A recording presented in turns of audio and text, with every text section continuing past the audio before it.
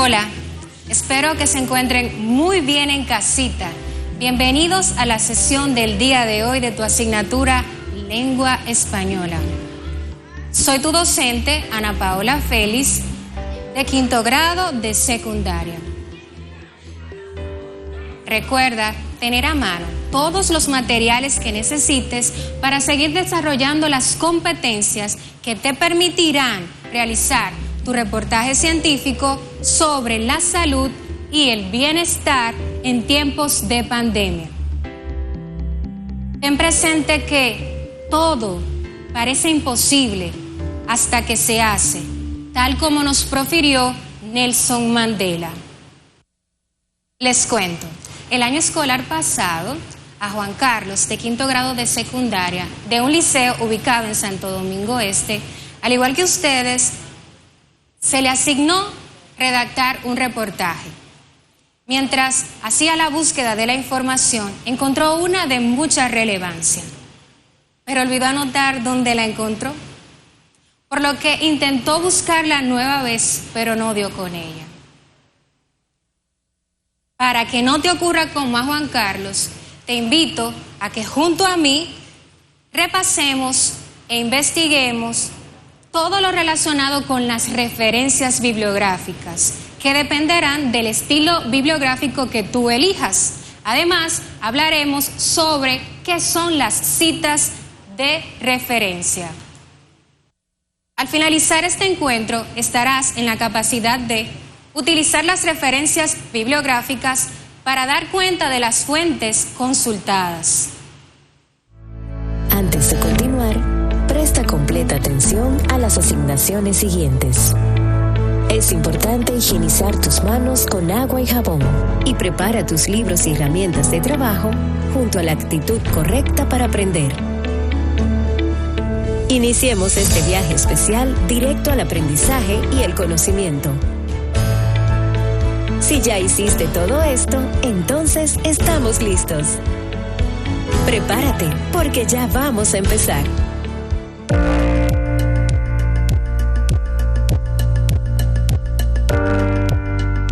Antes de iniciar la sesión del día de hoy, es necesario que refresquemos conocimientos, sobre todo de la pasada sesión. Durante la clase pasada estuvimos hablando sobre qué es el reportaje, pero nos adentramos a los pasos que debemos seguir para lograr con éxito nuestro cometido. Algunos de los pasos que debemos seguir son elegir un tema que sea llamativo y que sea actual, relacionado con la pandemia. Además, debemos hacer un esbozo que nos permitirá tener en detalle y paso a paso lo que vamos a realizar.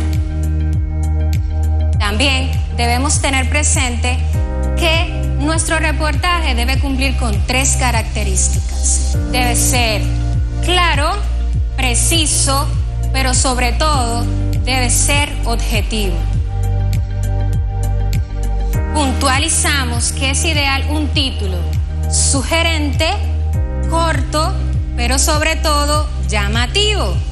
Que la entradilla debe invitar a tu público a continuar en tu reportaje. Que el cuerpo no debe tener una estructura en forma de pirámide invertida como si lo tiene la noticia. Aclaramos que necesitas finalizar con tu reportaje con un párrafo. En este concluirás todas las ideas antes tratadas y, si así lo deseas, puedes invitar a tu público a reflexionar sobre el tema. Para terminar, después de redactado tu reportaje, verifica que tanto la ortografía como la gramática sean las adecuadas. Iniciamos con nuestro objeto de trabajo del día, los estilos bibliográficos. Los estilos bibliográficos son las diferentes normas o directrices ampliamente difundidas a través de libros de estilo de referencias bibliográficas. Prestemos atención a la siguiente cápsula sobre los estilos bibliográficos. ¿Cuál es mi estilo? La Universidad Autónoma de Madrid, en su portal, señala que normalmente cada disciplina tiene un estilo de cita recomendado. En ciencias tenemos la ACS para química, AIP para física, AMS para matemáticas, Harvard para biología y ambientales. En derecho se utiliza APA y UNE, en economía, APA, Harvard Business School, o el estilo propio para TFG y TFM de la facultad. En educación hacemos uso de APA para humanidades, Chicago en el caso de historia, arte y música, y MLA para filologías. En medicina hacemos uso de Vancouver y para psicología, APA.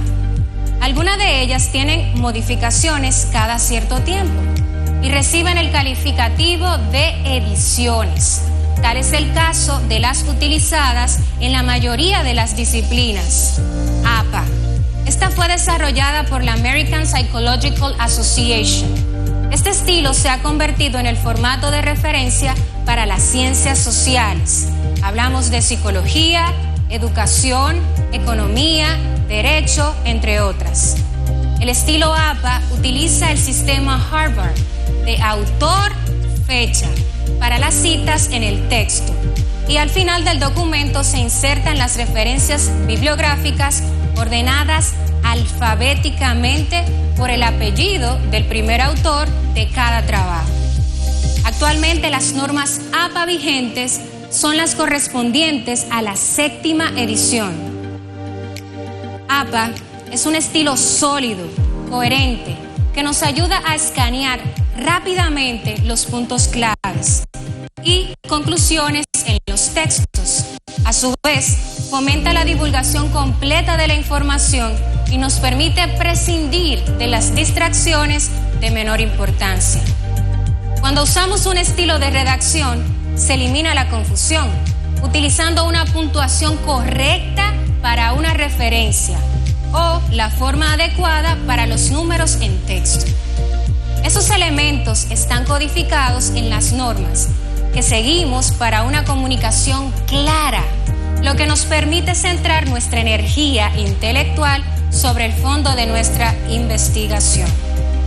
Cuando tus profesores te solicitan realizar un trabajo académico de investigación, como un ensayo, una tesis, una tesina, un trabajo de grado, entre otros, y te exigen utilizar las normas APA, de seguro te habrán comentado que son muy fáciles de utilizar, que le dan un orden a tu texto, que facilita la lectura del mismo, que ayuda a no utilizar ideas de otros autores sin darles crédito de su autoría y de esta manera a no plagiarlos.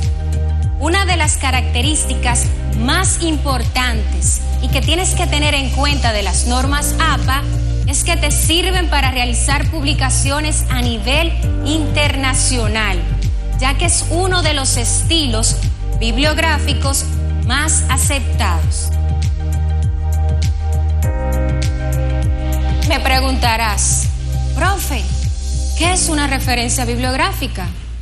Pues una referencia bibliográfica es el conjunto de elementos suficientemente detallados para identificar la fuente de la cual se extrae la información.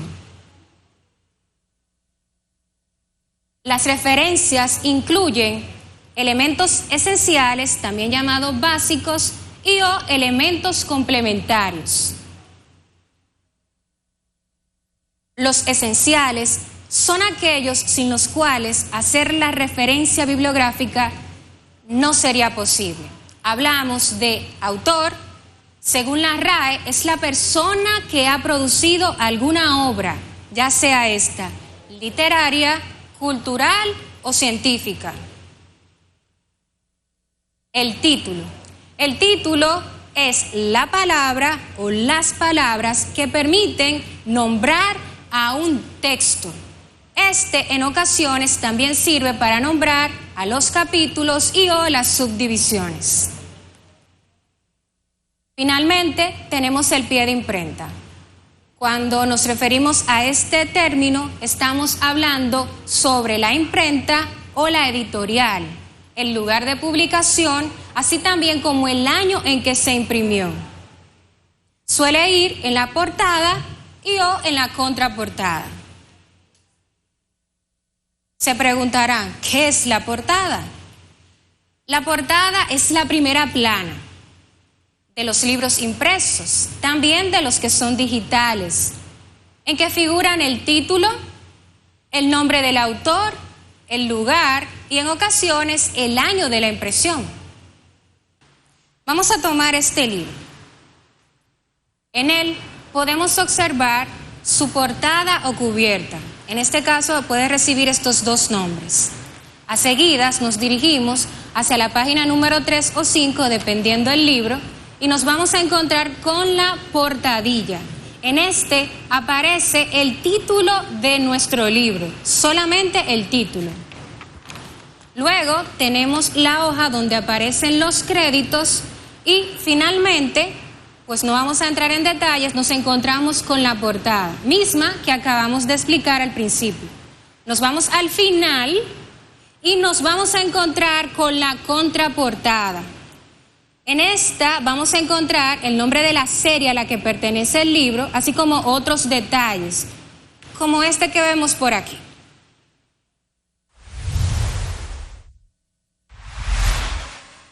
Además de los elementos esenciales o básicos, tenemos los elementos complementarios. Los elementos complementarios son aquellos que se agregan a los esenciales, tales como números de página, donde se colocan las páginas de las cuales se obtuvo el texto. Y si existe, además se pueden colocar el nombre del traductor, al prologuista, la colección o serie, número de tomos, entre otros. En esta ocasión vamos a trabajar con la 6ª edición de APA. Y vamos a ver ejemplos que el Centro de Escritura Javeriano nos muestra en su versión en español. Aquí podemos observar la referencia de un libro. Están los datos. ¿Cómo fueron organizados? De la siguiente manera. Con una línea debajo al apellido del autor.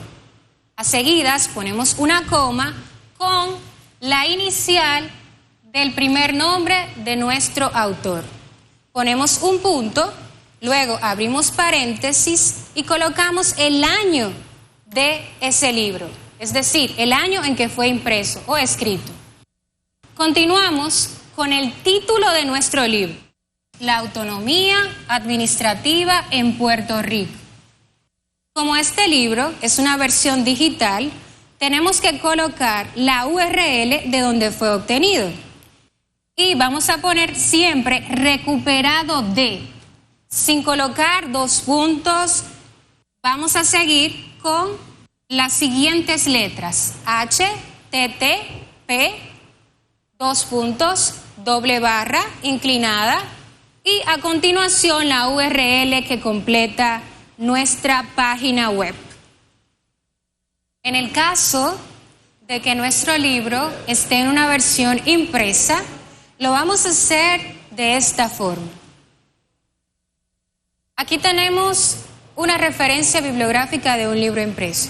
Vamos a señalar con diferentes colores el orden en que lo colocamos. De verde vamos a señalar el apellido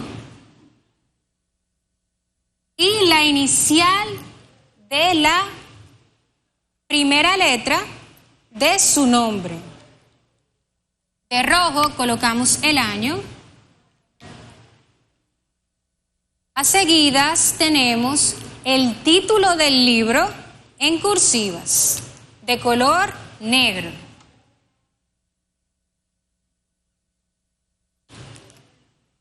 Vamos a resaltar del color rosado el lugar y país. Y de color rojo, nueva vez, tenemos la editorial. Así ordenamos la referencia bibliográfica de un libro impreso. En el caso de que debamos hacer la referencia bibliográfica de un libro escrito, pero de su capítulo, lo vamos a hacer como en este ejemplo. Tenemos primero el apellido, coma, la inicial del primer nombre. Entre paréntesis, el año. Vamos a subrayar la entrada o título del capítulo. ¿En cuál libro está? Vamos a colocar la preposición en. Y a seguidas colocamos la inicial del nombre del autor, punto, el apellido del autor, entre paréntesis, la edición, en este caso edición número 2, recuerden que este es un ejemplo. Vamos a colocar el nombre del libro, las páginas donde se encuentra el capítulo, la ciudad y luego el país y finalmente la casa editorial. La información para realizar la referencia de un artículo científico se puede encontrar en alguna de estas dos formas que veremos a continuación. Hay que tener presente que en cualquiera de los dos casos siempre debe aparecer esta información: el nombre de la revista, el año, el título del artículo, el volumen y las páginas. En estas dos imágenes tenemos dos ejemplos de artículos científicos. Observamos cada uno de los elementos previamente mencionados. Al momento de que encontremos un artículo online, al final van a aparecer dos palabras que son recuperado de, y a seguida colocaremos la URL de origen. Las referencias bibliográficas pueden variar ligeramente dependiendo la cantidad de autores y por ello los invito a investigar y a escribir en su cuaderno de apuntes 4 ejemplos de las variantes de las referencias bibliográficas de los artículos científicos cuando hay más de un autor. Recuerda siempre enviarle a tu docente guía. En ocasiones la información la encontramos en periódicos y dependiendo si en el periódico está señalado el autor o no lo está, vamos a tener un orden diferente. Este orden lo vemos en pantalla. Observamos que cuando tiene autor, lo primero que se coloca es el apellido del autor, una coma, la inicial de su nombre, entre paréntesis vamos a colocar la fecha completa en que fue publicada, luego el título de ese artículo, el periódico donde se encuentra, en este caso en cursivas, y finalmente las páginas o la página donde se encuentra ubicado. En el caso de que no tenga autor, lo que hacemos es que cambiamos un poco el orden. Y en vez de colocar el autor como no lo tenemos, vamos a colocar delante el nombre del artículo y el orden continúa igual. Finalmente, tenemos también periódicos online. Aquí lo que va a variar es que al final, como hemos hecho en casos anteriores, colocamos 2 palabras. Al final, recuperado de, sin poner 2 puntos ni agregar nada más. Solamente colocaremos la URL donde encontramos ese artículo. En el caso de los artículos de revista, pueden suceder diferentes cosas. Por ejemplo, tenemos casos en que las revistas están impresas y casos en que están online. En el caso de que estén impresas, vamos a ver que, al igual que en casos anteriores, colocamos el apellido completo, luego la inicial del nombre del autor, el título de este artículo, el nombre de la revista en cursiva. En este caso vamos a colocar una nueva palabra que se llama volumen. Entre paréntesis colocamos el número. A seguidas las páginas donde se encuentra nuestro artículo. Cuando nos referimos a volumen es porque las revistas se clasifican así: volumen 1, volumen 2, volumen 3, volumen 4. Y cada volumen tiene una cantidad de números o veces en que se tiran esas revistas. En el caso de que sea online, vamos a hacer lo mismo, simplemente agregamos recuperado de, a seguidas colocamos la URL de origen. Al igual que ustedes, yo busco mucha información online, más ahora que estamos en pandemia y tenemos que respetar el distanciamiento social, seguir las normas sanitarias de nuestras autoridades. Y por eso vamos en este momento a observar en nuestras pantallas cómo hacer una referencia de una página que se encuentra en la web. Colocamos primero el apellido, siempre colocamos el apellido del autor. A seguidas, la inicial de su primer nombre, entre paréntesis, la fecha, luego el título de la página en cursivas, el lugar de la publicación, luego vamos a colocar la casa publicadora y la dirección de donde se extrajo el documento, también llamada URL. Recuerden siempre que colocamos antes de la URL dos palabras, que son, sí, así mismo, recuperado de. En este momento vamos a hacer una pequeña actividad. Hemos trabajado diferentes formas de hacer referencias de diferentes textos. Vamos a buscar nuestro cuaderno de trabajo, nuestro lápiz, nuestros lapiceros y vamos a escribir la siguiente asignación. Investiga y escribe en tu cuaderno o libreta de apuntes el orden que llevan las referencias bibliográficas de los siguientes tipos de textos: informes, simposios o conferencias, tesis y trabajos de grado, enciclopedia en línea, video, podcast, blogs y fotografías. Es muy importante que las realices, pues en tus reportajes podrás colocar imágenes y vas a necesitar citar adecuadamente el lugar de origen de esa imagen. Durante todo el desarrollo de nuestra sesión de hoy hemos hablado sobre los diferentes estilos bibliográficos, trabajamos su definición, escuchamos en una cápsula diferentes estilos bibliográficos existentes, luego trabajamos con las normas más utilizadas que son APA y vamos a ver en este momento lo que nos falta trabajar del tema. Conocimos el concepto de referencia bibliográfica, que es el conjunto de elementos fundamentales que nos permiten identificar la fuente de origen de donde extrajimos la información. Recordamos que las referencias incluyen elementos esenciales o básicos, así también como elementos complementarios. Ahora bien, ¿sabes qué es citar?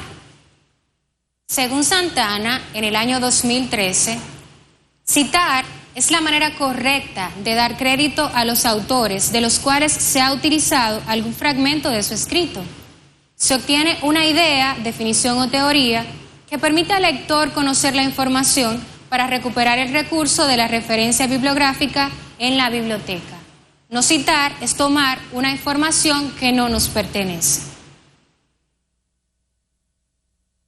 Hay dos formas de citar, de forma directa y de forma indirecta. Hacemos una citación de forma directa cuando lo que vamos a decir tiene 40 o menos palabras. Recuerden, citas textuales del autor. Se menciona el apellido del autor, seguido del año de publicación entre paréntesis, vamos a colocar el texto entre comillas y al final colocamos el número de la página en la cual recuperamos la información. Sin embargo, en la cita indirecta, también llamada paráfrasis, si escucharon bien, paráfrasis, las palabras no son exactas, pero el significado sí lo es. El texto se cita alterado en su apariencia, manteniéndose fiel a la sustancia o esencia. Vamos a ver un pequeño ejemplo. Santana, abrimos paréntesis, 2013, mencionó en su libro que el no citar se puede considerar como un delito y que se denomina plagio. Sé que están captando todo lo que hemos trabajado, pero recuerden que la práctica es la que hace al maestro. Por eso te invito a tomar nueva vez tu cuaderno de apuntes, tu lápiz, tus lapiceros y que redactes una cita directa y una cita indirecta. Puntualizamos que debe ser relacionada con el tema que elegiste para tu reportaje científico. Ahora, presten mucha atención. En el día de hoy trabajamos los estilos bibliográficos, las diferentes formas en que se puede hacer una referencia bibliográfica y además trabajamos con las citas que pueden ser directa e indirecta. Te exhorto a seguir investigando y a emplear todo lo trabajado en las diferentes asignaturas para que sigas desarrollando competencias que te permitan concluir con éxito tu reportaje científico. Hasta la próxima.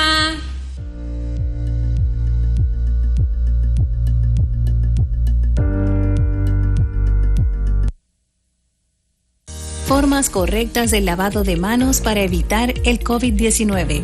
Retire las prendas de las manos y la muñeca, anillos, reloj, pulsera. Utilice jabón, abra la llave y jabónese bien las manos.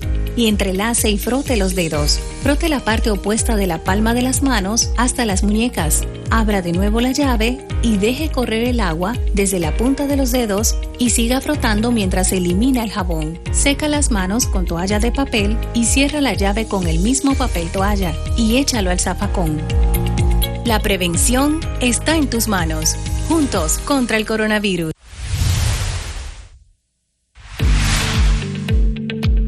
Como ya has trabajado con la tabla periódica, es momento de conocer la tendencia que tienen los elementos dentro de ella. Para esta clase vamos a necesitar tabla periódica, libreta de apuntes o cuaderno, lápiz de carbón, lápices de colores, regla, pero sobre todo no debe faltar una muy buena actitud para aprender.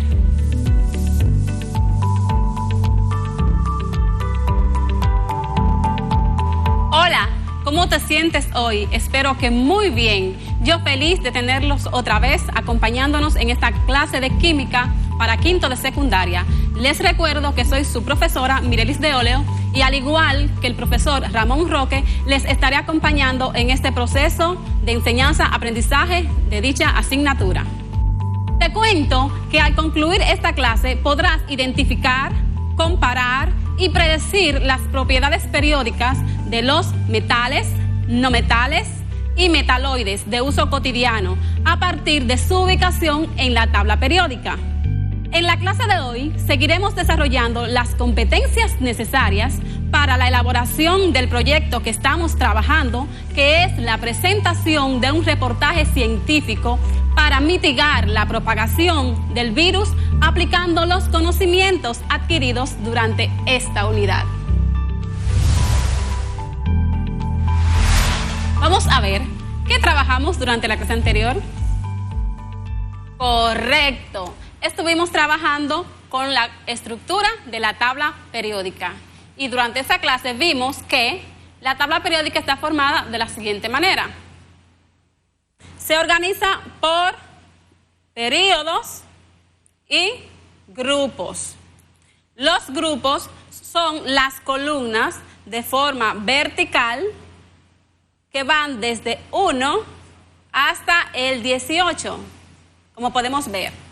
Los periodos están formados por las filas que van desde 1 hasta 7.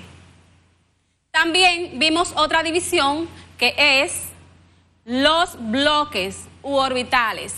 Tenemos el bloque S formado por el grupo 1 y 2.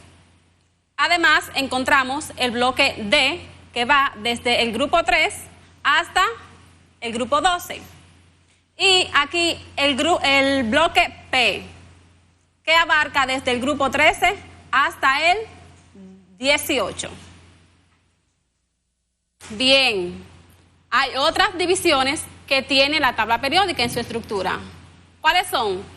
Se divide en metaloides, no metales y metales, según las características de estos elementos. Todo esto nos ayuda a comprender más cómo los elementos se comportan en la naturaleza y tener la capacidad de manipular la tabla periódica conociendo dichos elementos. Pero también es necesario conocer la tendencia que tienen esos elementos dentro de la tabla periódica. Podemos definir las propiedades periódicas como las características que poseen los elementos y que varían de forma secuencial según el grupo o periodo al que pertenece este elemento. Por la posición de un elemento, podemos predecir cómo aumenta o disminuye el valor de dichas propiedades y el comportamiento químico del elemento en cuestión. Las propiedades periódicas que trabajaremos en esta clase serán el radioatómico, la afinidad electrónica, energía de ionización, la electronegatividad y el carácter metálico. Estas propiedades nos ayudan a comprender cierto comportamiento de los átomos. Además, saber por qué ocupan su lugar en la tabla periódica. Pues como sabes, todo tiene una razón de ser. Los científicos han hecho un excelente trabajo. Tú puedes ser el próximo científico. Como ya hemos escuchado, materia es todo lo que nos rodea y está formado por átomos. Por lo tanto, mientras más conocemos de ellos, mejor, porque forma parte de nosotros y de nuestro entorno. Si no existieran los átomos, nosotros tampoco. Ampliemos nuestros conocimientos acerca de las propiedades periódicas. Propiedades periódicas son propiedades físicas que varían de forma periódica cuando colocamos los elementos en orden de número atómico como lo están en la tabla periódica.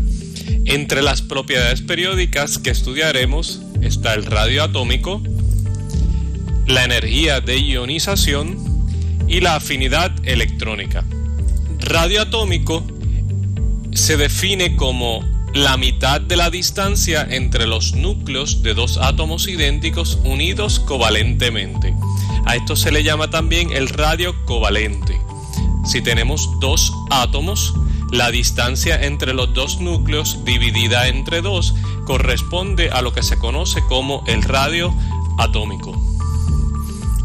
El radio atómico varía en la tabla periódica, aumentando a medida que bajamos en cada familia o grupo, y a la misma vez aumenta a medida que nos movemos de derecha a izquierda en cada periodo o fila. La energía de ionización es la energía necesaria para remover el electrón más externo de un átomo. Este es el electrón de mayor energía. Tenemos un átomo, la energía incide sobre él y un electrón es expulsado del mismo. A la misma vez, este queda positivo. La energía necesaria para remover ese electrón se le conoce como energía de ionización. La energía de ionización aumenta a medida que nos movemos de izquierda a derecha en cada periodo y aumenta de abajo hacia arriba en cada familia o grupo. Afinidad electrónica se define como el cambio en la energía cuando se adiciona un electrón a un átomo gaseoso. En el proceso se libera energía, Por lo tanto, el cambio en la energía delta E es negativo. Si el número es grande, el ion formado es estable y números pequeños representan iones menos estables. Tenemos un átomo, se le adiciona un electrón y energía es liberada. A la misma vez, el átomo queda con una carga negativa. La afinidad electrónica varía en la tabla periódica de izquierda a derecha a medida que nos movemos en cada periodo y aumenta de abajo hacia arriba en cada familia o grupo. Muy bien, ¿qué les ha parecido la información presentada en el video? Interesante, ¿cierto? Tenemos mucho que aprender acerca de la tabla periódica y el comportamiento de sus elementos. Les aclaro que la afinidad electrónica y la energía de ionización van a variar en la tabla periódica de la siguiente manera. La energía de ionización y la afinidad electrónica van a aumentar desde la izquierda de su tabla periódica hacia la derecha, de izquierda a derecha y desde abajo hacia arriba. Les repito, mientras más a la derecha se encuentre el elemento, mayor será su afinidad electrónica y su energía de ionización, al igual que mientras más arriba. Entonces podemos decir que el flúor, que es el que está más arriba y más a la derecha, es el elemento con mayor energía de ionización y mayor afinidad electrónica. Por el contrario, el radio atómico va a aumentar desde la derecha hacia la izquierda. Mientras más a la izquierda se encuentre el elemento, va a ser mayor su radio atómico. Y mientras más abajo, porque aumenta desde arriba hacia abajo. Podemos decir entonces que el elemento con mayor radio atómico es el francio. Dicho esto, ¿te sientes preparado para aplicar los conocimientos adquiridos en esta parte de la clase? Pues yo creo que sí. Tú tienes la capacidad. Realicemos la siguiente actividad. Luego de escuchar las características del radio atómico, la afinidad electrónica y la energía de ionización, ¿crees que puedas identificar estas propiedades según la posición del elemento en la tabla? Actividad A. Tacha el elemento con mayor radio atómico. Te presento el calcio y el oxígeno. B. Encierra el elemento con mayor afinidad electrónica. Te presento el cloro e hidrógeno. C. Subraya el elemento con menor energía de ionización. Tenemos el potasio y el carbono. Recuerda que mientras más abajo y a la izquierda se encuentre el elemento, mayor será su radio atómico. También recuerda que la energía de ionización y la afinidad electrónica, mientras más a la derecha esté el elemento y hacia arriba, mayor serán estas. Con esta información te puedes ayudar. ¡Felicidades! Así se hace. Somos un gran equipo. Pero no creas que hemos terminado aún. Nos faltan otras propiedades por trabajar, tales como el carácter metálico y la electronegatividad. El carácter metálico se describe como el conjunto de propiedades químicas que están asociados con los elementos clasificados como metales en la tabla periódica. El carácter metálico depende de la capacidad de un elemento para perder o ceder sus electrones de valencia. Recordando que los electrones de valencia son aquellos que se encuentran en el último nivel del átomo. Dentro de las características principales de estos elementos podemos encontrar la conductividad térmica y eléctrica, el brillo metálico, la dureza, entre otros.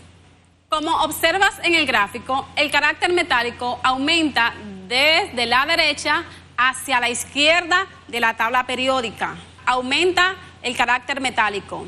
Y desde arriba hacia abajo, mientras más abajo y más a la izquierda se encuentra el elemento, mayor será su carácter metálico. Por otra parte, podemos definir la electronegatividad de Pauling como la capacidad de los elementos para ganar, para recibir, para aceptar electrones. Esto es como a veces en la vida estamos en un grupo de personas, de amigos, y usted quiere ir para el parque, pero hay uno que quiere ir a la heladería. Y podemos decir que para el lugar que escojamos ir, esa persona puede ser más electronegativa, o sea, tiene más fuerza de atracción, tiene más dominio. Eso mismo pasa con la electronegatividad. Los elementos que son más electronegativos tienen la capacidad de atraer más electrones de valencia de otros átomos. El elemento más electronegativo de la tabla periódica es el flúor. Mientras más arriba se encuentre el elemento, mayor electronegatividad va a tener este.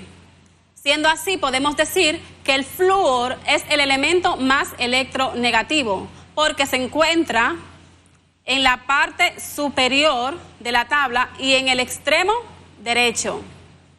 Por el contrario, el francio es el elemento menos electronegativo, porque se encuentra en la parte inferior de la tabla periódica y en el extremo izquierdo. ¿Cuál es la diferencia entre la electronegatividad y el carácter metálico? Díganme ustedes, yo sé que pueden. Muy bien, exacto.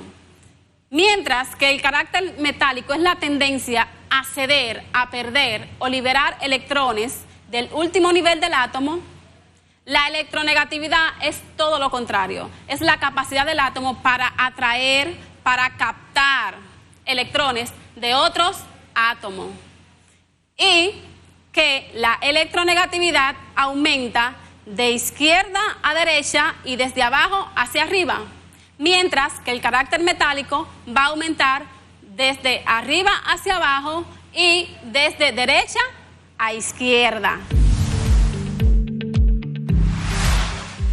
Utilizando las informaciones anteriores y tu tabla periódica, realiza la siguiente actividad.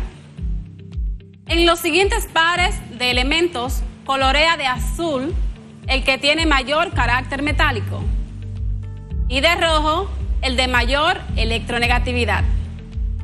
Te menciono los elementos: litio y cloro, magnesio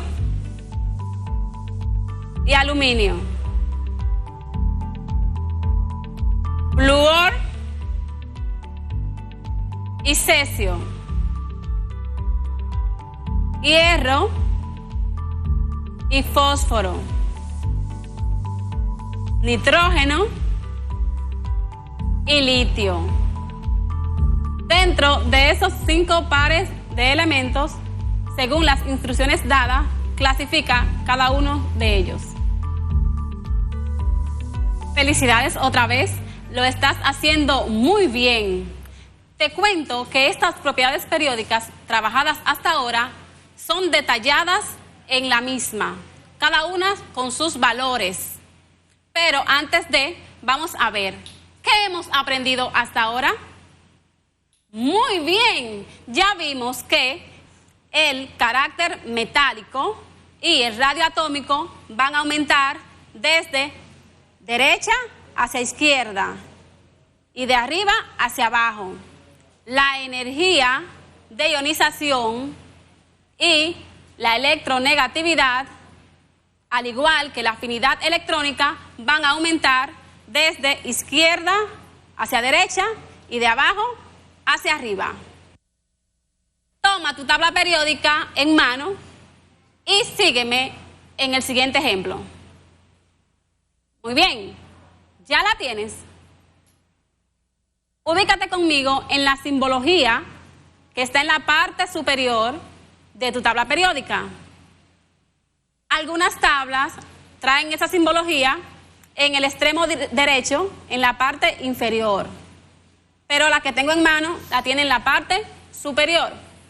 Bien, Aquí vemos el elemento vanadio. Vamos a ubicar en el vanadio la electronegatividad de Pauling, que es este número que está aquí arriba.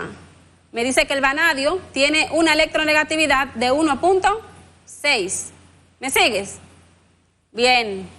También me presenta el radio atómico del vanadio y me dice que es de 1.24, su radio atómico. Podemos observar más abajo la afinidad electrónica, que se mide en kilojoule-mol. Y dicha afinidad es de menos 50.7.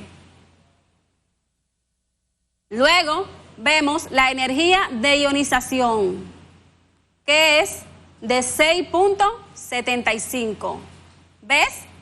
La tabla periódica nos da mucha información que es útil para conocer y trabajar con los átomos. A partir de la información suministrada, vamos a fijar los conocimientos adquiridos durante esta clase. Toma lápiz y papel. Completemos el siguiente cuadro según la información dada en el ejemplo. Elemento: boro, sodio, carbono. De estos elementos mencionados, vamos a completar su símbolo, la electronegatividad, afinidad electrónica, energía de ionización y el radio atómico. Recuerda que la actividad la puedes realizar utilizando tu tabla periódica, guiado por el ejemplo anteriormente dado.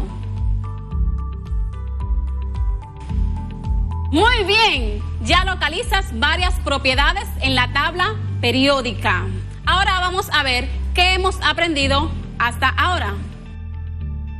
¿Qué son las propiedades periódicas? ¿Qué es el radio atómico? ¿Cuál es la relación entre energía de ionización y afinidad electrónica? ¿Recuerdas la diferencia entre electronegatividad y carácter metálico?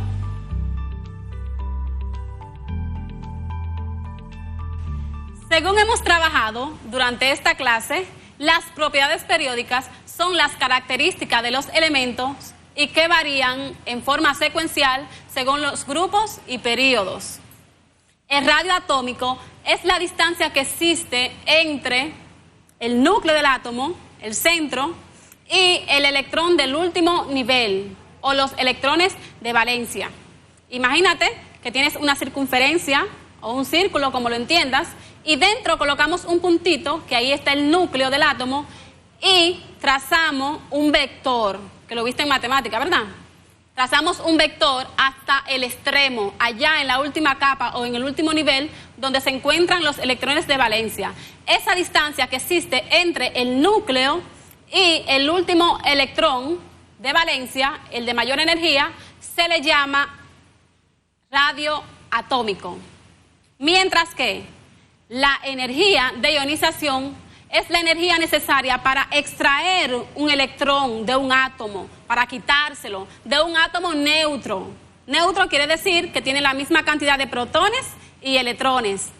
Mientras que la afinidad electrónica es el cambio de energía cuando un átomo neutro atrae un átomo para convertirse en un ion negativo. Esto en estado gaseoso. También debes recordar que el carácter metálico es la tendencia de los elementos para perder electrones, mientras que la electronegatividad es la tendencia de los átomos para atraer, para ganar electrones. La electronegatividad tiene mucha relación con los tipos de enlaces que se forman entre los elementos para así generar un compuesto. Estos enlaces pueden ser covalentes, iónicos y metálicos. Hemos explorado bastante la tabla periódica, ¿verdad? Ya conocimos mucho de sus elementos. Recuerda utilizar lo aprendido hasta ahora para la construcción de la tabla periódica que debes entregarle a tu maestro guía. ¿Tienes alguna duda? No te quedes con la duda. Pregúntale a tu maestro guía para que así puedan fluir más tus conocimientos.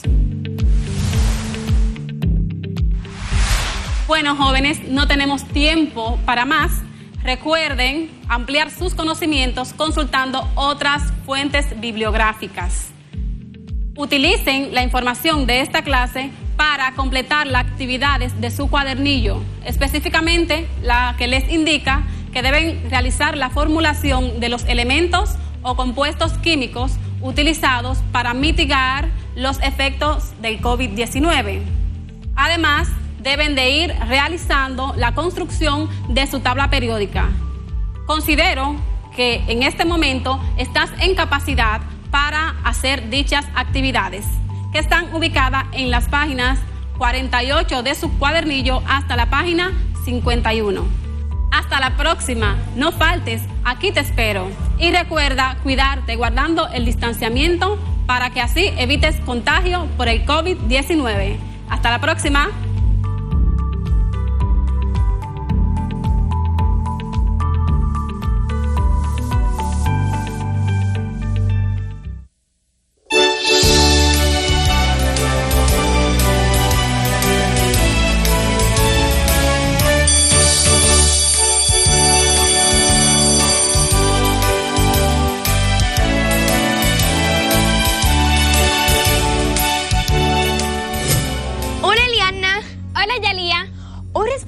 Algunas preguntas frecuentes que tienen los padres sobre este proceso de educación a distancia. Me parece muy bien, Yalía, que respondamos a algunas de las inquietudes que poseen nuestros padres o tutores. Una pregunta súper frecuente es la siguiente. Si en mi casa hay 4 estudiantes de cursos diferentes, pero solo hay un televisor, ¿cómo hago para que todos reciban las clases si solo hay 2 tandas? Una de 9 a 12 del mediodía y la otra de 3 a 6 de la tarde. Muy fácil, aunque son 3 horas, las lecciones diarias solo duran 1 hora y media. Cuando se acaba, inicia automáticamente una repetición de ese mismo grado en la hora y media restante. Es decir, que se repiten 4 veces cada contenido. Otra de las preguntas que se han hecho muchos padres o tutores es que las clases van muy rápido y muchas veces no pueden comprender todo lo que el maestro a distancia está explicando. Bueno, a todos los que les ha sucedido esto, el Ministerio de Educación les recuerda que luego de las clases a distancia por radio, televisión o dispositivos de conectividad, los docentes tienen la responsabilidad de comunicarse con los estudiantes para aclarar dudas, evaluarlos y asignar algunas labores. No duden en contactar a los profesores titulares si tienen alguna inquietud sobre las lecciones del día. No olviden sintonizar el canal de Padres para orientarse sobre el proceso educativo a distancia y conocer algunos métodos pedagógicos que podrían ayudar en el aprendizaje de sus hijos o protegidos.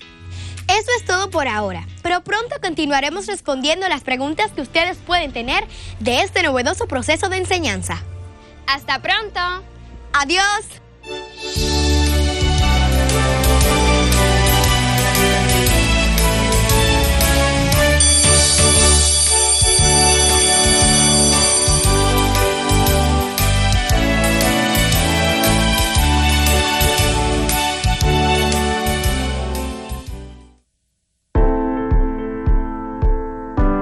¿Qué hábitos sigues para contrarrestar el coronavirus? ¿Cómo te proteges?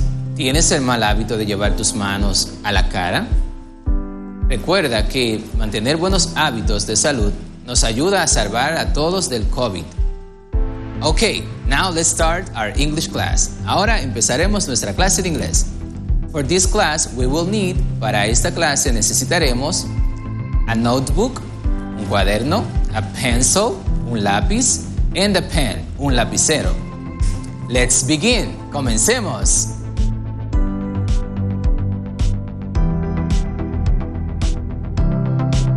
Hola a todos, bienvenidos a Aprendemos en Casa. Soy su profesor Ricardo López del área de inglés. Estoy muy feliz por compartir con ustedes estudiar desde casa para cuidar nuestra salud. Cuando finalice este encuentro, serán capaces de aprender acerca de los hábitos saludables en inglés, describir y aplicar hábitos saludables a su vida cotidiana. En el mundo entero, incluyendo a la República Dominicana, se escuchan muchos rumores sobre las formas de evitar el contagio del COVID-19. Todos estos mitos han formado toda una nube de preguntas a las cuales la ciencia les ha ido dando respuesta mediante los estudios científicos que se han realizado. Lo que realmente debemos tener presente es la forma de crear hábitos saludables que nos permitan mantener una buena salud emocional y física. Los buenos hábitos nos mantienen en un estado mental que nos permiten tener un equilibrio entre lo real y lo ficticio, dentro de un mundo que está en un continuo bombardeo de información.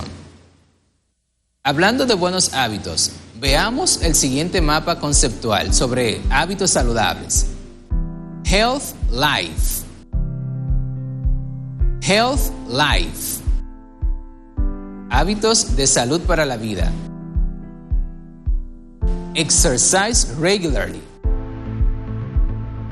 Exercise regularly. Eat healthy. Eat healthy. Drink plenty of water. Drink plenty of water. Reduce stress.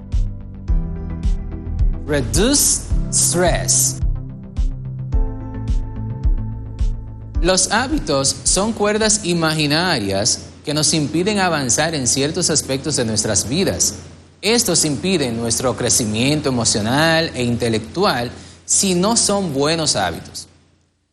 María sabía que tenía un examen, sin embargo, no estudió porque tenía el hábito de no hacerlo antes de tomarlo, porque estaba segura de que podía lograrlo sin estudiar y obtuvo como resultado una C en su promedio. Ese es un ejemplo de un mal hábito. De la misma forma sucede con nuestro cuerpo. Hay hábitos que debemos adoptar por recomendaciones médicas, como son las medidas para evitar el contagio del COVID-19. Muchos se confían en sus malos hábitos y olvidan que necesitamos una reestructuración de nuestra forma de pensar. En esta clase te mostraremos cómo adoptar estos buenos hábitos y cómo pronunciarlos en inglés, para así poder recomendarlos y leer reportajes de buenos hábitos en ese idioma. ¿Te gustaría adoptar hábitos saludables? Te invito a que no te pierdas esta lección para que juntos podamos crear buenos hábitos para enfrentar este tiempo de pandemia. Para tener hábitos saludables tenemos que crear en nuestra rutina una secuencia de actividades que podemos ir cultivando a través del tiempo. Es un poco tedioso al principio, pero con el tiempo logras tu objetivo y tu cerebro se adapta a lo que es bueno para tu mente y tu cuerpo. Puedes iniciar creando un horario de las cosas que tienes que hacer día tras día y luego incluir poco tiempo al principio a los hábitos saludables. Luego incrementar y poco a poco será logrado.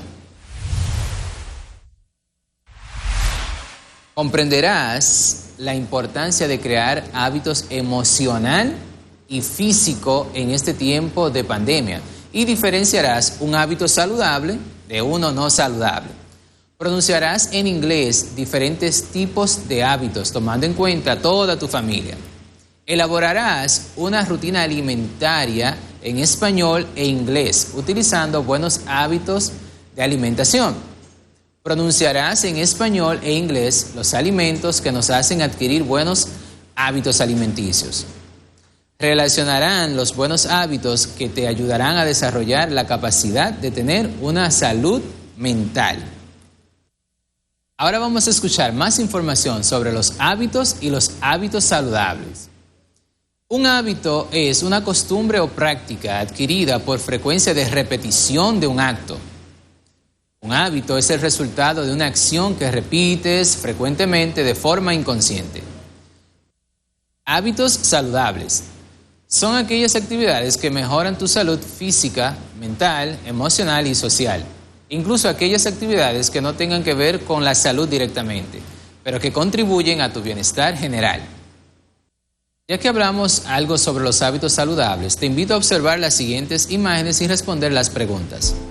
¿Cuál de los dos personajes necesita mantener hábitos saludables según el trabajo que desempeña y por qué? En la primera imagen vemos a una persona trabajando construcción y la segunda a una persona utilizando su laptop en una oficina. ¿Qué hábitos saludables les recomiendas a cada uno? Haz una lista de 3 hábitos saludables para cada uno. Recuerda que el 40% de tus actividades diarias son hábitos, los cuales definen tu vida y están construyendo la vida que tendrás en el futuro. Nuestra nueva realidad, en comparación con la que tenías antes de la pandemia, te invita a adoptar los hábitos saludables recomendados por los especialistas del área. Te invito a pronunciar el siguiente vocabulario. Repeat after me, please. Face masks. Face masks. Mascarillas. Cough. Cough.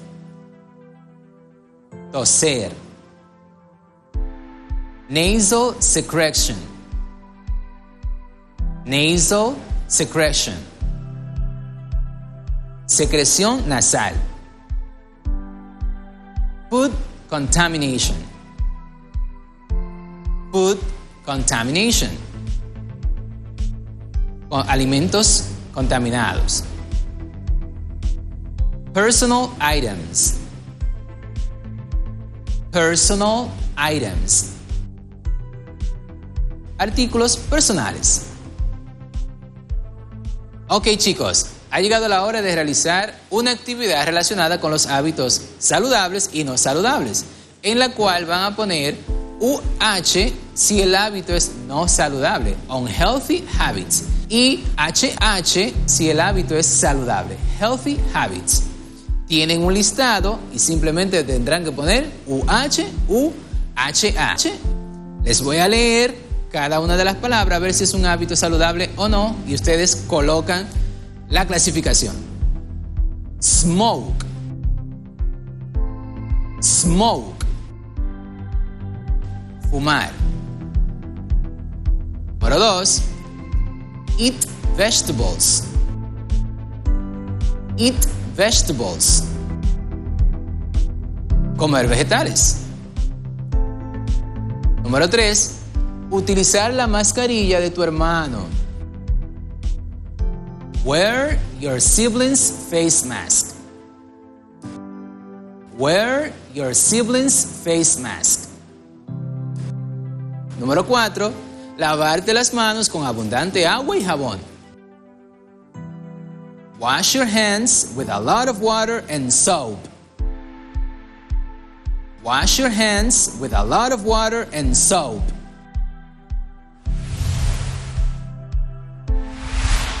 Hello, Christian.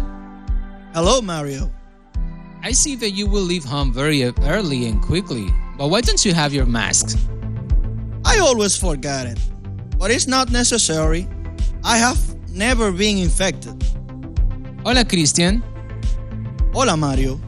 Veo que saldrás muy temprano y rápido de casa, pero ¿por qué no tienes tu mascarilla?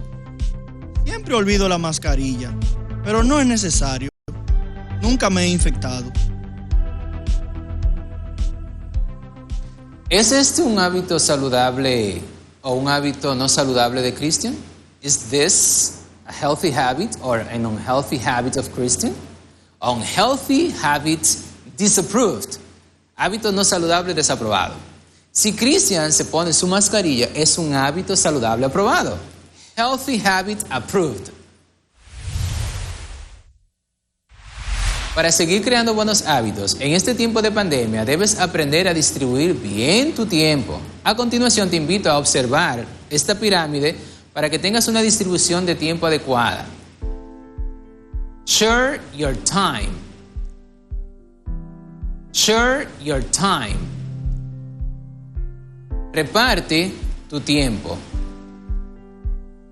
Sedentary activities. Sedentary activities. Actividades sedentarias. Physical activities and game sports. Physical activities and game sports. Actividades físicas y hacer deportes. Rest and sleep. Rest and sleep. Descansar y dormir. Ya pudiste observar un ejemplo de pirámide de hábitos saludables. Ahora te invito a que crees tu propia pirámide de buenos hábitos utilizando los conceptos trabajados. Para ello, tendrás que hacer esas actividades que pones en la pirámide durante 5 días y luego las reflexionarás con tu docente para ver cómo te has sentido después de comenzar estos hábitos saludables. Retroalimentemos, chicos. ¿Qué hemos trabajado hasta ahora? La importancia de crear buenos hábitos, conocimos qué es un hábito y cuándo un hábito es saludable, dimos un vistazo y pronunciamos tipos de hábitos en inglés, observamos y creamos pirámides de hábitos saludables, describimos la importancia de mantener hábitos saludables sin importar el tipo de trabajo que desempeñemos, explicamos cómo mantener hábitos que nos ayuden a no contagiarnos del COVID-19. ¿Sabías que cada hábito es como un engranaje de una máquina? Si todo funciona de manera correcta, esa valiosa máquina que es tu cuerpo funcionará en perfectas condiciones.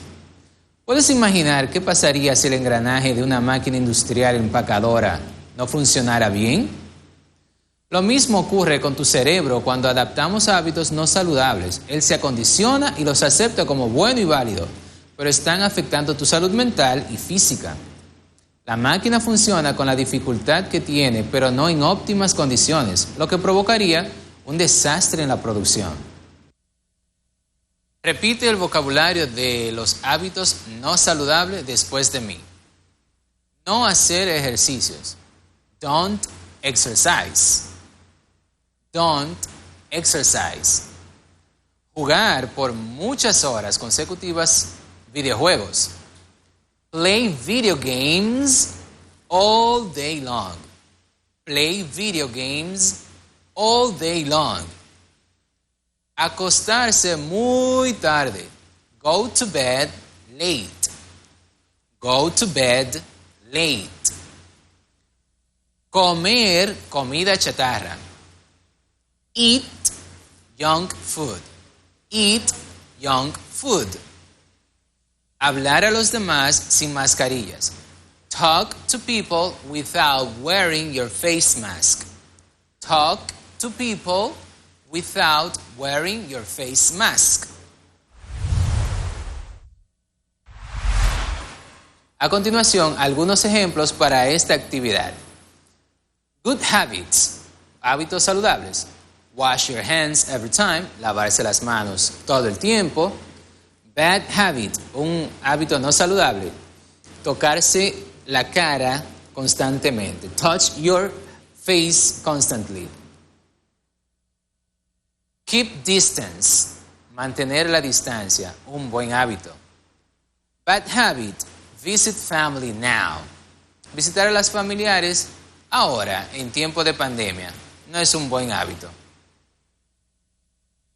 Disinfect supermarket products. Desinfectar los productos que compramos en el supermercado is a good habit, es un hábito saludable.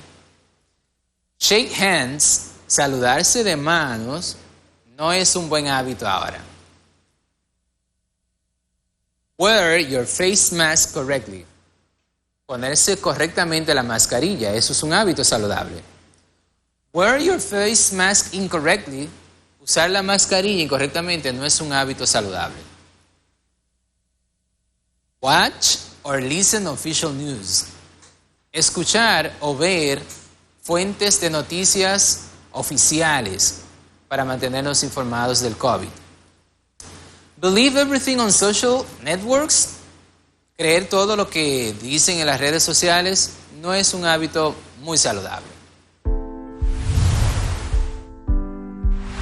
¿Cuándo un hábito es no saludable?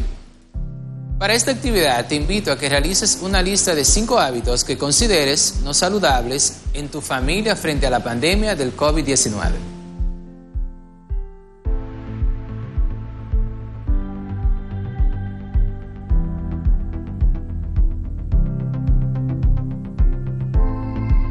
Practiquemos parte del vocabulario que hemos aprendido en el día de hoy.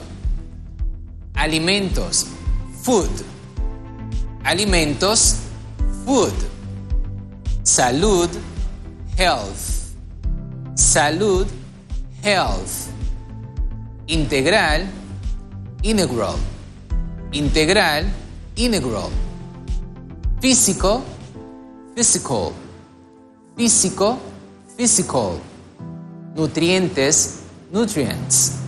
Nutrientes, nutrients. Pirámide, pyramid.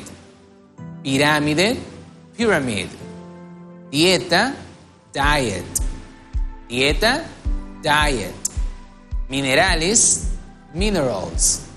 Minerales, minerals. Inmunológico, immunological. Inmunológico, immunological. Llegamos al final de nuestro paseo por el espacio de hábitos saludables. Espero que esta clase te sirva para reflexionar sobre la importancia de mantener la salud en este tiempo tan difícil que estamos atravesando. Pero antes te quiero recordar que hay hábitos buenos que nos ayudan en nuestro desarrollo diario. Te invito a desechar los malos hábitos y a cambiarlos por hábitos saludables. Muy bien, estudiantes, acaba de llegar la hora de hacer la autoevaluación de la lección del día de hoy. Responderán sí o no a las siguientes preguntas. ¿Te gustó la clase del día? ¿Te sientes preparado para desarrollar las actividades propuestas? ¿Te sientes preparado para diferenciar los malos hábitos de los buenos hábitos? ¿Aprendiste el vocabulario de hábitos saludables y no saludables? ¿Te gustaría profundizar más sobre este tema? En la clase de hoy trabajamos temas muy importantes, los cuales te invito a repasar e investigar para ampliar tus conocimientos usando otras fuentes. Thank you kindly for staying with us on this class. Stay safe. Muchas gracias por poner atención en esta clase. Mantente seguro.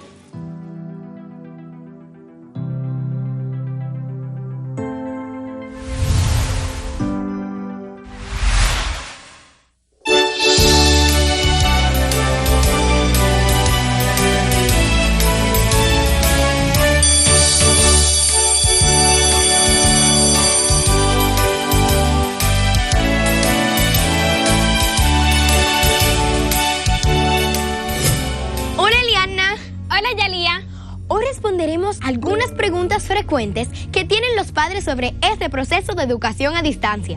Me parece muy bien, Yalía, que respondamos a algunas de las inquietudes que poseen nuestros padres o tutores. Una pregunta súper frecuente es la siguiente. Si en mi casa hay 4 estudiantes de cursos diferentes, pero solo hay un televisor, ¿cómo hago para que todos reciban las clases si solo hay 2 tandas? Una de 9 a 12 del mediodía y la otra de 3 a 6 de la tarde. Muy fácil, aunque son 3 horas, las lecciones diarias solo duran 1 hora y media. Cuando se acaba, inicia automáticamente una repetición de ese mismo grado en la hora y media restante. Es decir, que se repiten 4 veces cada contenido.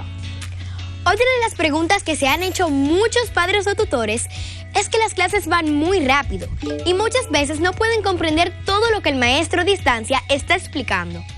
Bueno, a todos los que les ha sucedido esto, el Ministerio de Educación les recuerda que luego de las clases a distancia por radio, televisión o dispositivos de conectividad, los docentes tienen la responsabilidad de comunicarse con los estudiantes para aclarar dudas, evaluarlos y asignar algunas labores.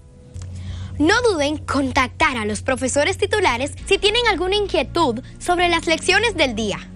No olviden sintonizar el canal de Padres para orientarse sobre el proceso educativo a distancia y conocer algunos métodos pedagógicos que podrían ayudar en el aprendizaje de sus hijos o protegidos. Eso es todo por ahora, pero pronto continuaremos respondiendo las preguntas que ustedes pueden tener de este novedoso proceso de enseñanza. ¡Hasta pronto! ¡Adiós!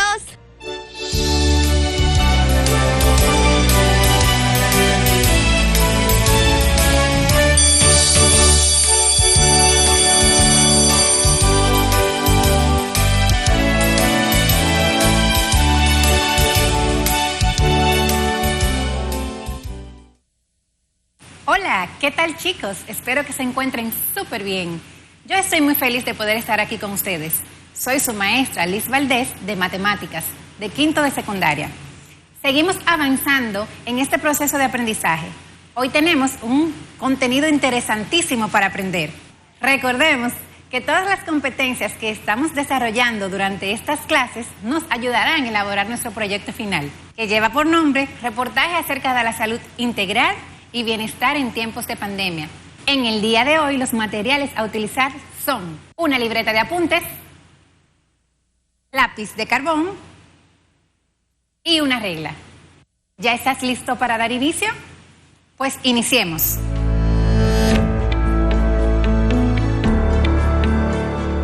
Cuando finalices este encuentro, estarás en condiciones de ser capaz de identificar las propiedades de la adición de un vector, realizar operaciones de adición y sustracción y el producto de un vector por un escalar.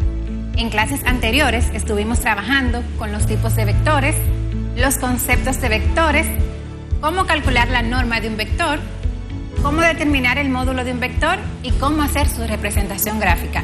Veamos qué tanto recuerdas. La primera pregunta es, ¿qué es un vector unitario? El vector unitario es aquel cuya norma es la unidad. ¿Cómo podemos calcular su norma? Recuerden que su norma se calcula con la fórmula de un vector va a ser igual a la raíz cuadrada de x al cuadrado más y al cuadrado. Luego de hallar el módulo de un vector, ¿dónde lo representamos? Muy bien, el módulo de un vector lo representamos en el plano cartesiano y mediante pares ordenados. Excelente, ahora vamos a iniciar hablando de las propiedades de la suma de los vectores. La suma de los vectores posee unas propiedades que facilitan su realización. Conociendo y dominando mucho más de ella, podemos realizar estas operaciones con mucho mayor facilidad e identificar así su utilización para nuestras actividades diarias. Estas propiedades son propiedad conmutativa, propiedad asociativa, propiedad distributiva y la propiedad del inverso aditivo. Vamos a definir cada una de estas propiedades. Iniciemos con la propiedad conmutativa. La propiedad conmutativa nos dice que el orden de los sumandos no altera la suma. ¿Qué quiere decir esto?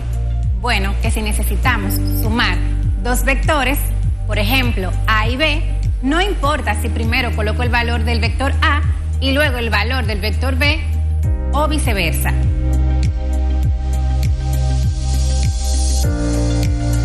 La propiedad asociativa nos dice que la forma de agrupar los vectores no altera su resultante. Quiere decir que podemos agrupar los vectores de la siguiente manera. Si tenemos agrupado el vector A más el vector B, a su resultado podemos sumarle el vector C. Es lo mismo que decir que al vector A le voy a sumar el resultado de sumar los valores agrupados de B y de C. La propiedad distributiva nos indica que la multiplicación de vector es distributiva con relación a la adición y la sustracción, tal como se muestra en la siguiente expresión.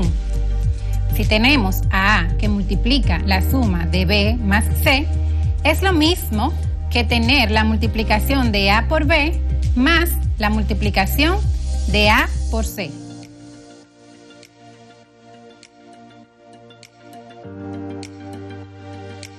La propiedad del inverso aditivo nos dice que la suma de un vector con su opuesto es igual al vector nulo.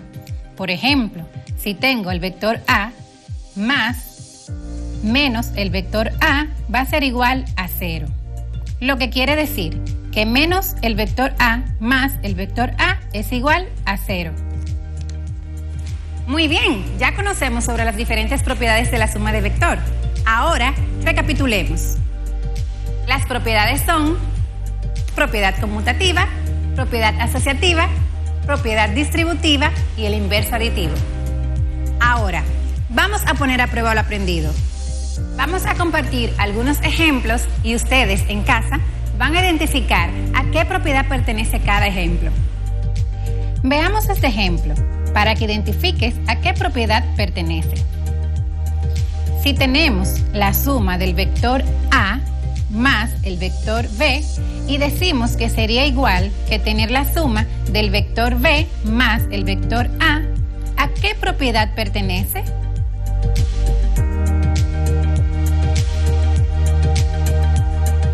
¿Qué propiedad estamos hablando? Analicemos con calma. Muy bien, este ejemplo pertenece a la propiedad conmutativa. Continuamos con el siguiente ejemplo. Si agrupamos los valores de A más B y luego le sumamos los valores de C y decimos que sería lo mismo que a los valores de A sumar los valores agrupados de B y de C, ¿qué propiedad estamos representando en este ejemplo? Repito el ejemplo. Si decimos que al agrupar A más B y luego sumar el valor de C es igual al valor de A sumarle los valores agrupados de B y de C, ¿qué propiedad pertenece a este ejemplo?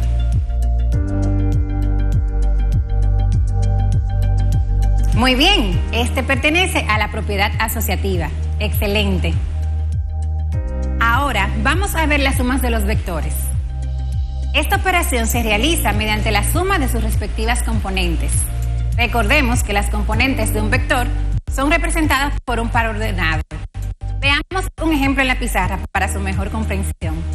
Muy bien, recordemos que la suma se realiza sumando respectivamente las componentes de los vectores. En este caso, tenemos dos vectores, el vector B y el vector U. Para el vector B, sus componentes van a representar a X1 y Y1. Para el vector U, sus componentes van a representar el valor de X2 y Y2. Y tenemos la siguiente fórmula. Para sumar el vector B más el vector U, la fórmula sería sumar los valores de X1 más X2. Ponemos una coma y luego sumamos el valor de Y1 más el valor de Y2. Y esto nos dará un nuevo par de coordenadas. Veamos cómo se hace. Mi primer vector, que es el B, tiene unos valores de 1, menos 3. Y el vector U tiene valores de menos 2,5. Entonces, vamos a sustituir en la fórmula estos valores. Y lo hacemos de la siguiente manera. Vector B más vector U va a ser igual a X1. Para B, X1 va a ser igual a 1 positivo. Bien, más X2. Recuerden que el valor de X2 corresponde al segundo vector.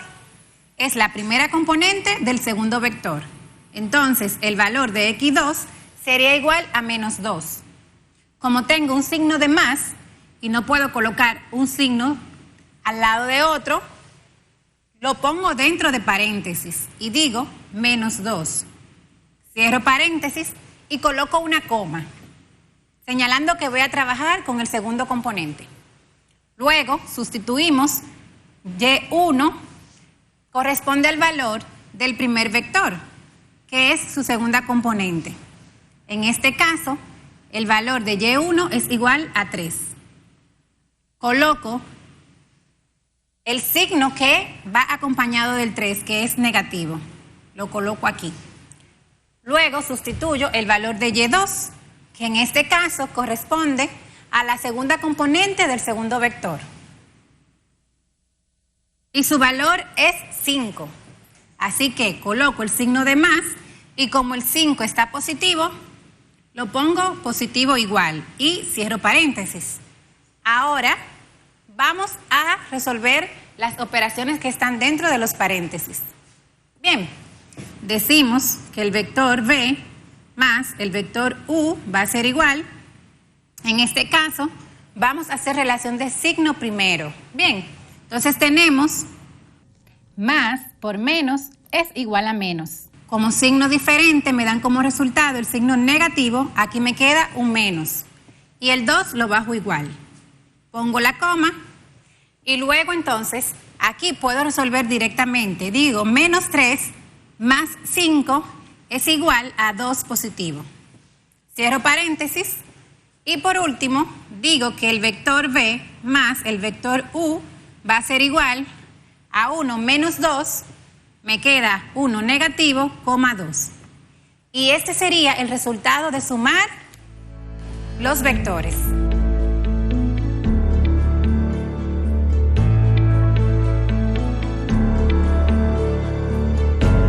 Muy bien, ahora vamos a ver la resta o sustracción de vectores. Para realizar la resta de vectores, utilizamos el mismo procedimiento que usamos para sumar.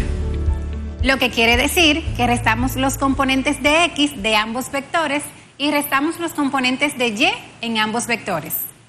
Pero es sumamente importante considerar el signo de menos en este caso. Vamos a ver el ejemplo en la pizarra con los mismos valores que utilizamos para sumar. En este caso, ya conocemos los valores. Tenemos el vector v y el vector u. Y sus valores asignados son, para el vector v, sus componentes son 1, menos 3. Y para el vector u, sus componentes son menos 2,5. En este caso, la fórmula a utilizar va a ser que v menos u va a ser igual a x1 menos x2, y1 menos y2. Entonces, procedemos a desarrollar. Decimos que el vector v menos el vector u va a ser igual, vamos a sustituir los valores. Recuerden que en el par ordenado de cada vector, su primera componente representa a la x, en el caso de v sería x1, y en su segunda componente representa a la y. Muy bien, como habíamos dicho anteriormente, recordemos que cada vector posee dos componentes y que estas componentes son representadas por los valores de X y de Y, respectivamente. En el caso del vector v, su primer valor será X1 y su segundo valor será Y1, porque v representa al primer vector. En el caso del vector u, su primer valor o componente será X2 y su segundo valor o componente será Y2, porque el vector v representa al segundo vector. En este caso, vamos a sustituir estos valores en la fórmula original. Decimos que el vector v menos el vector u va a ser igual a sustituir el valor de x1, que en este caso es igual a 1, menos sustituir el valor de x2, que en este caso es igual a menos 2. Como tenemos dos signos, colocamos un paréntesis y luego colocamos el número correspondiente.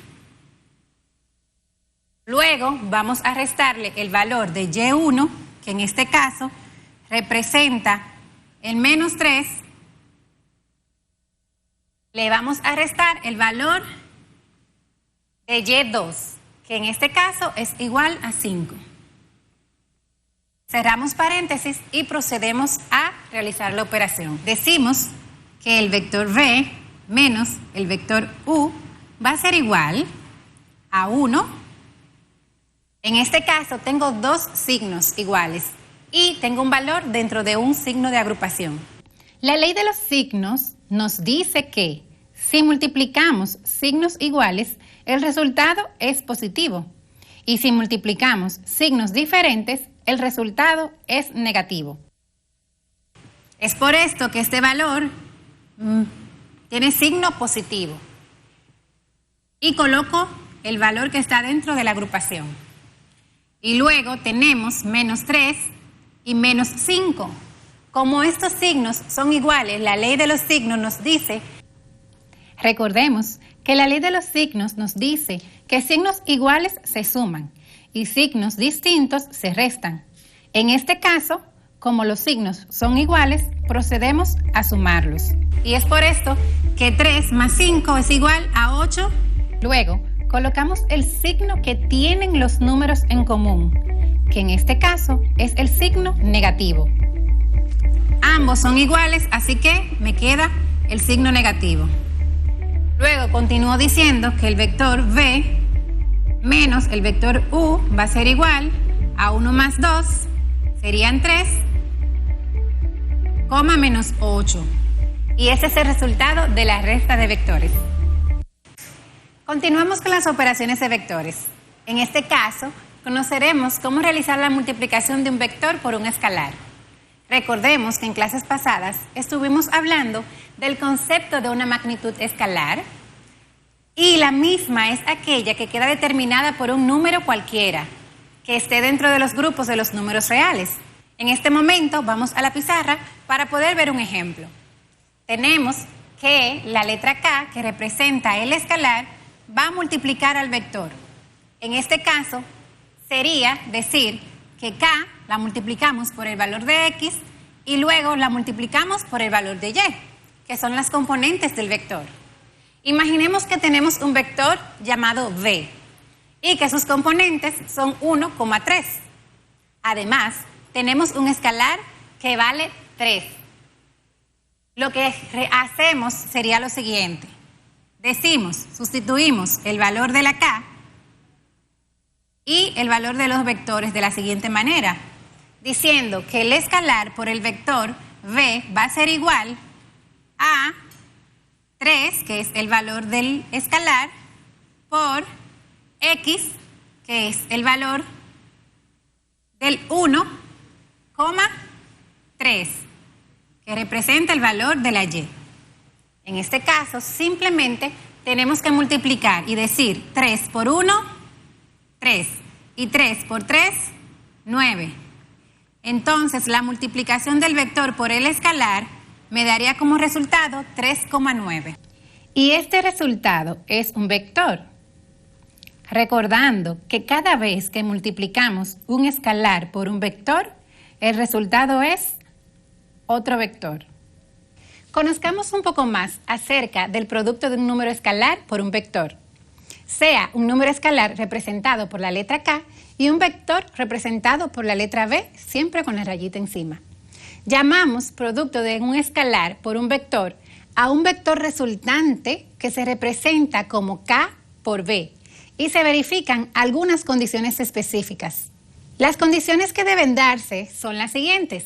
Primero, al multiplicar un escalar por un vector, el vector resultante tendrá la misma dirección del vector original. Por ejemplo, si tenemos un escalar con valor 2 y un vector cuyas componentes son 2,3, procedemos a multiplicar el valor del escalar por el vector de la siguiente manera. Decimos que un vector por un escalar va a ser igual a multiplicar el escalar, que es igual a 2, por el vector, que es 2,3. En este caso, tenemos como resultado 2 por 2, 4, y 2 por 3, 6. Este sería un nuevo vector. Podemos representarlo de manera gráfica, viendo el plano cartesiano, que consta de dos ejes, el eje X, que es el eje horizontal, y el eje Y o eje vertical. Representando nuestro primer vector, podemos tener 2,3. Lo ubicamos de esta forma, 1 y 2 en X y 3 en Y. Donde se unen este par ordenado, constituye nuestro primer vector. Como pueden notar, en este caso está representado con el color rojo. Ahora, el resultado de haber multiplicado este vector por este escalar es igual a 4,6. Recordemos que este vector nos va a dar la misma dirección, ya que está siendo multiplicado por un valor positivo. Vamos a la gráfica y vemos 1, 2, 3 y 4, 6 en Y, 1, 2, 3, 4, 5 y 6. En este caso, donde se une este par ordenado, formando un punto, es nuestro vector resultante, saliendo desde el centro de coordenadas hasta la unión de los puntos. Podemos confirmar que el vector original y el vector resultante poseen la misma dirección, ya que ambos están orientados hacia el noreste. Continuamos con otro ejemplo. La segunda propiedad o condición nos dice que si el valor del escalar es mayor que 1, el sentido del vector resultante es el mismo que el vector original y queda aumentado en magnitud. Por ejemplo, nos dice que queda aumentado en magnitud. De la misma manera podemos utilizar este mismo ejemplo que hemos desarrollado. Si nos damos cuenta, el vector original posee una magnitud inferior o más pequeña que el vector resultante. Vayamos a la gráfica para confirmar esta condición. El ejemplo que vimos, el valor del escalar es un número positivo, por lo cual podemos notar que el vector resultante aumentó en magnitud y, como vimos anteriormente, posee la misma orientación. La tercera condición nos dice que si el valor del escalar es menor que 0, es decir, si posee un valor negativo, el sentido del vector resultante es opuesto al vector original. Por ejemplo, si en este caso nuestro escalar vale menos 1, vamos a multiplicarlo por el vector original. Tenemos que el escalar por el vector original va a ser igual, en este caso, a menos 1 por 2,3. Recordando que cuando multiplicamos un número negativo por uno positivo, nuestro resultado va a ser negativo. Entonces decimos menos 1 por más 2 es igual a menos 2. Y menos 1 por más 3 va a ser igual a menos 3. Este sería nuestro nuevo vector resultante. Vamos al plano cartesiano y lo ubicamos en menos 2, el valor de x, coma menos 3, el valor de y. Donde se une este par ordenado, entonces es nuestro vector resultante, que en este caso resulta de multiplicar el escalar menos 1 por el vector inicial. Como podemos notar, aquí se comprueba esta condición, ya que nuestro vector inicial, recuerden que es 2,3, está ubicado acá, ¿verdad? La flechita roja. Pero al multiplicarlo por menos 1, nos da un vector opuesto. Como pueden notar, el vector está opuesto y se representa, en este caso, lo estamos representando con la rayita azul para que puedan comprenderlo. Nuestro vector resultante inicia desde aquí hasta acá, porque es opuesto, pero de igual forma aumenta en magnitud. La última condición nos dice el módulo del vector resultante es igual al producto del escalar por el módulo del vector original. Para comprobar esta condición, lo primero que vamos a hacer es hallar el valor de la resultante, que es multiplicando el escalar por el vector. Y tenemos que nuestro escalar vale 5 y nuestro vector 3,4. En este caso, el resultado sería 5 por 3, 15. Y 5 por 4, 20. Bien, luego de haber hallado el vector resultante, ahora vamos a hallar el módulo del vector original. Es muy importante saber identificar cuál es el vector original y cuál es el vector resultante para evitar confusiones. Nuestro vector original, recuerden que es este. Entonces, hallemos su módulo. Decimos que el módulo del vector original va a ser igual a la raíz cuadrada de x al cuadrado más y al cuadrado. Procedemos a sustituir los valores del vector original, que son 3,4. El primer valor representa a x, el segundo a y. Sustituimos 3 al cuadrado más 4 al cuadrado. Decimos 3 por 3, 9, más 4 por 4, 16. En este caso, decimos la raíz cuadrada de 9 más 16 es igual a 25. Y la raíz cuadrada de 25 es igual a 5. Lo que quiere decir que el módulo de nuestro vector original va a ser igual a 5. Bien, luego de haber hallado el módulo del vector original, ahora hallemos el módulo del vector resultante. Recordemos que nuestro vector resultante es este, que resultó de multiplicar el escalar por el vector original. El módulo del vector resultante va a ser igual a decir, el módulo de k por b va a ser igual a la raíz cuadrada de x al cuadrado más y al cuadrado. Simplemente procedemos a sustituir los valores de x y de y del módulo resultante. Entonces decimos que x al cuadrado va a ser igual a 15 al cuadrado más y al cuadrado es igual a 20 al cuadrado.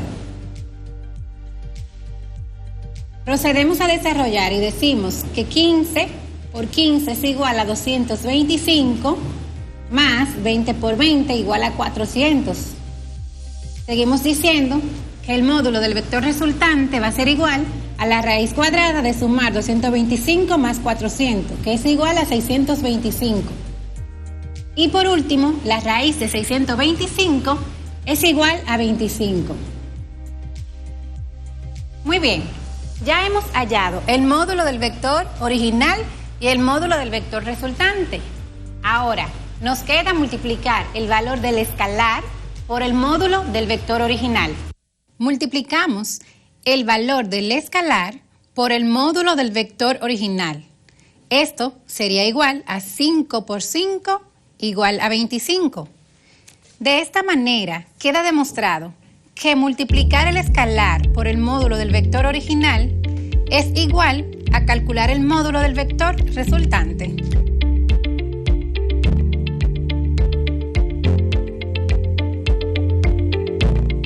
Muy bien, hoy trabajamos con las propiedades de un vector.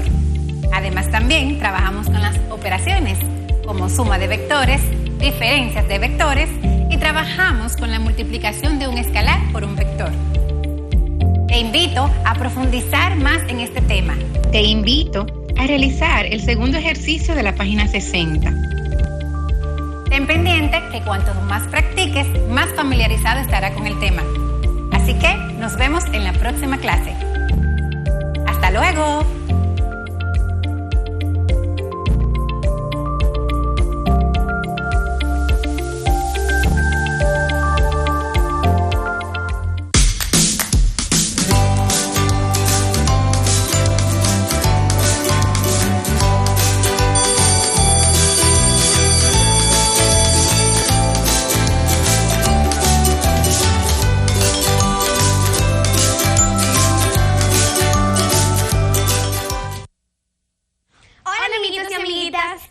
Con ustedes en nuestro viaje maravilloso por el mundo del conocimiento. Con este paseo iniciamos el año escolar, cuidándonos del coronavirus. La buena noticia es que ya tenemos el calendario listo.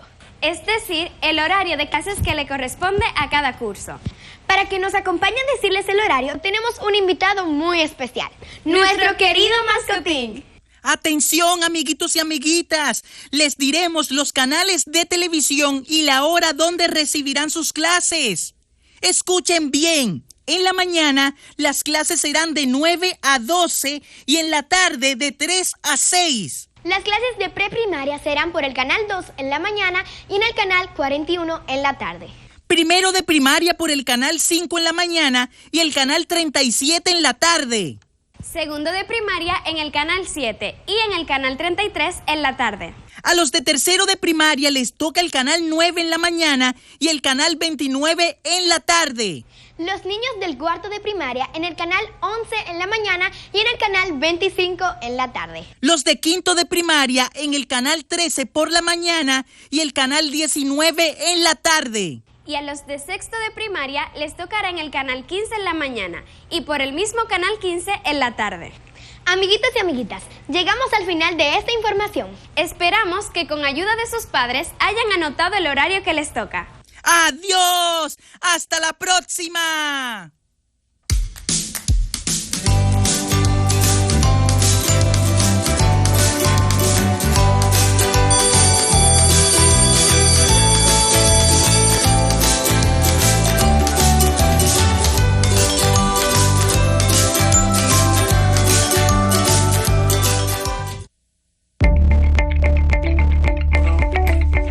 Mis Mis apreciados estudiantes, estamos muy felices por la jornada que hemos realizado en el día de hoy. Es un verdadero placer y espero que al igual para ustedes también fuese de agrado en sus casitas. Hoy trabajamos con las siguientes asignaturas: lengua española, química e inglés. En lengua española trabajamos los estilos de referencias bibliográficas, que son las diferentes normas o directrices, es decir, instrucciones que se establecen y son ampliamente difundidas a través de libros de estilo de referencias bibliográficas. Conocimos el concepto de referencia bibliográfica, que es el conjunto de elementos suficientemente detallados para identificar la fuente de la cual se extrae la información. Recordamos que las referencias incluyen elementos esenciales y complementarios. Los esenciales son aquellos sin los cuales no se podría identificar un documento, tales como su autor, el título y el pie de imprenta. Los complementarios son datos útiles que se agregan a los esenciales. Por ejemplo, los números de páginas, es decir, las páginas en las cuales se encuentra el texto citado, y si existe, se puede agregar el nombre del traductor, el prologuista, la colección o serie y el número de tomos, entre otros. Nos adentramos al concepto de citar. Santana, en el año 2013, señala que citar es la manera correcta de dar crédito a los autores de los cuales se ha utilizado algún fragmento de su escrito y de esta manera no plagiarlos. Y finalmente que podemos hacer citas directas e indirectas. En la asignatura de química con la profesora Mirelis Teolio, identificamos y comparamos las propiedades de metales, no metales y metaloides de uso cotidiano a partir de su aplicación en la tabla periódica. Nos explicaron que las propiedades periódicas son las características que tienen los elementos y que varían en forma secuencial por grupos y periodos. Conocimos que el radio atómico es la distancia que existe desde el núcleo del átomo hasta los electrones del último nivel, llamados también electrones de valencia. Descubrimos que energía de ionización es la energía necesaria para extraer un electrón de un átomo neutro, mientras que afinidad electrónica es el cambio de energía cuando un átomo neutro atrae un electrón para convertirse en un ion negativo. También debes recordar que el carácter metálico es la tendencia de los elementos a perder electrones y la electronegatividad es la tendencia de los átomos para atraer electrones. De ella dependerá el tipo de enlaces formados por los elementos, los cuales pueden ser covalentes, iónicos y metálicos. Identificamos además los hábitos saludables y aplicamos algunos de ellos a nuestra vida cotidiana con el profesor Ricardo López del idioma inglés. Reconocimos que los hábitos no saludables son cuerdas imaginarias que nos impiden avanzar en ciertos aspectos de nuestras vidas. Estos impiden nuestro crecimiento emocional e intelectual. Nos mostraron cómo adoptar estos buenos hábitos y cómo pronunciarlos en inglés, para así poder recomendarlos y leer buenos reportajes de hábitos en ese idioma. El profesor de inglés Ricardo López nos enseñó que para poder tener hábitos saludables tenemos que crear una rutina, una secuencia de actividades que podemos ir cultivando a través del tiempo. Es un poco tedioso al principio, pero con el tiempo logras tu objetivo y tu cerebro se adapta a lo que es bueno para tu mente y tu cuerpo. Observamos y creamos pirámides de hábitos saludables. Describimos la importancia de mantener hábitos saludables sin importar el tipo de trabajo que desempeñemos. Se nos explicó cómo mantener esos hábitos que nos ayuden a no contagiarnos del COVID-19. Mis estimados estudiantes, ¿ven que ha sido bastante nutritivo nuestro encuentro del día? queremos seguir haciendo hincapié en el cuidado que debemos llevar. Y el maestro de inglés Ricardo López nos dio suficientes consejos para nosotros incorporarlos en nuestra rutina diaria. Mañana vamos a recibir nuestro resumen semanal. Por si te has perdido de algo, ahí podrás reforzar y a la vez despejar dudas. Recuerda utilizar lo trabajado hasta ahora para construir los conocimientos e ir cada día avanzando en tu reportaje sobre bienestar y salud integral en tiempos de pandemia. Soy Ana Paola Félix. Hasta nuestro próximo encuentro.